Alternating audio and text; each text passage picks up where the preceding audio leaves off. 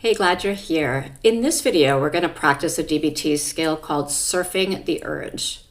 Surfing the urge is part of what we call mindfulness of current emotions. And that's a skill that helps you experience difficult feelings without reacting in ways that make things worse. Because usually when we feel an emotion, we can get swept away by it and start acting without thinking or considering whether what we feel the urge to do is going to be helpful or harmful.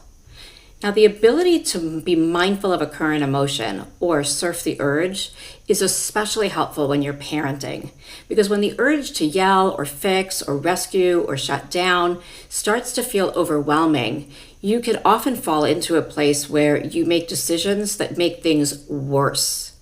Now, in surfing the emotion, surfing the urge, and being mindful of current emotions, the goal is not to try to get rid of the feeling. You're going to learn that you can write it out and stay in control of your actions, even when the emotion is really intense. Now, why is this important? When big emotions show up, frustration, shame, guilt, fear, the natural reaction is to either push them away or act on them really quickly. Sometimes that works, not a problem, no harm, no foul, but often it'll lead to more reactivity, saying things or doing things that we regret, more disconnection from your child, lots of tears, escalation in your child's behavior. Now, mindfulness of emotion is about doing something different.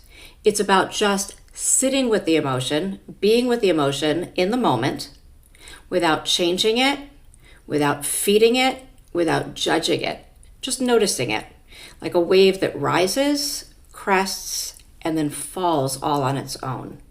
And here's the key.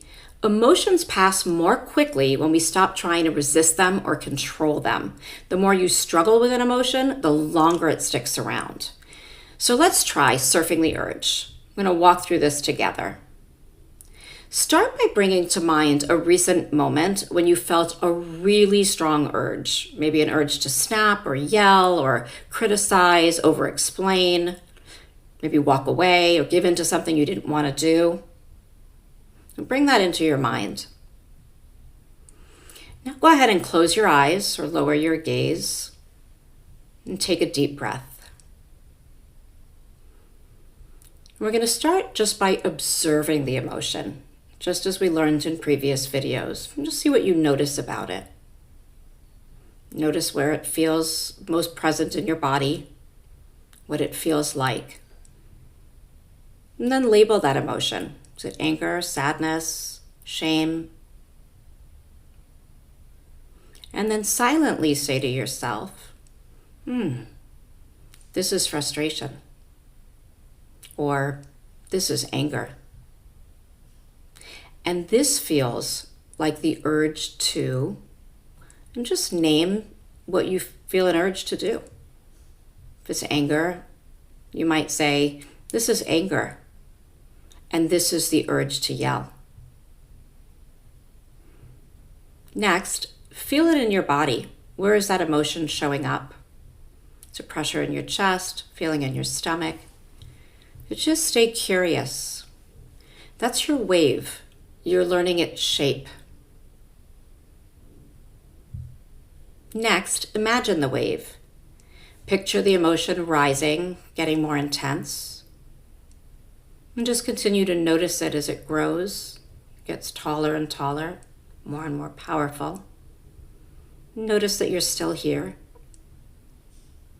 And now imagine it slowly starting to ease down. Notice as it gets weaker.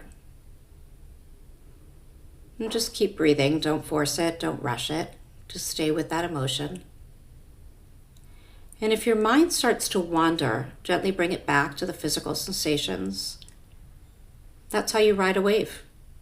Now keep in mind that no emotion lasts forever. When you stop feeding the story, when you stop thinking about everything that led up to it or everything that might happen next or everything that should be happening, the emotion itself starts to become more manageable. Remember that you're not your urge and the feeling is just a feeling. You don't have to act on it. You're the one noticing the urge, and you get to choose your next step. That's what mindfulness of current emotion teaches us. You can feel something really deeply and not act on that. You can still parent wisely. And that doesn't mean you're going to like the feeling, but you can begin to soften toward it, and you can say, it's okay to feel this. It makes sense that I feel this way.